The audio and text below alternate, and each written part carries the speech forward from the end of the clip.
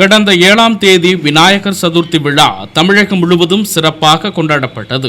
இதில் ஒரு பகுதியாக செங்கல்பட்டு, காஞ்சிபுரம், ராணிப்பேட்டை ஆகிய மாவட்டங்களில் கிராமங்கள் தோறும், நகரங்கள் தோறும் விநாயகர் சிலை வைத்து வழிபட்டனர். அச்சிலைகளை இன்று செங்கல்பட்டு மாவட்ட காவல் கண்காணிப்பாளர் சாய் பிரணீத், மாமல்லபுரம் டிஎஸ்பி ரவி ஆபிராம் ஆகியோர் தலைமையில் 100க்கும் மேற்பட்ட போலீசார் பாதுகாப்புடன் மாமல்லபுரம் கடலில் 50க்கும் மேற்பட்ட தன்னார்வலர்கள் பாதுகாப்பாக கொண்டுவரப்பட்ட விநாயகர் சிலைகளை கடலில் கரைத்தனர். சிலைகளை கரைக்கும் போது அசம்பாவித சம்பவங்கள் நடைபெறாமல் இருப்பதற்காக போலீசார் ரோந்து பணியில் ஈடுபட்டனர்.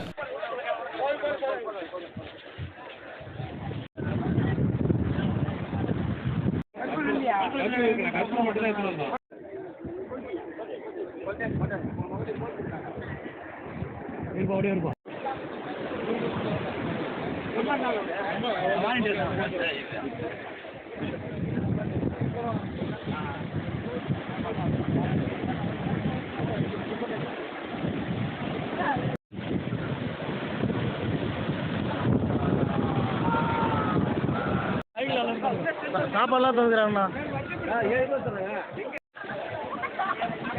நேராக பருவதா?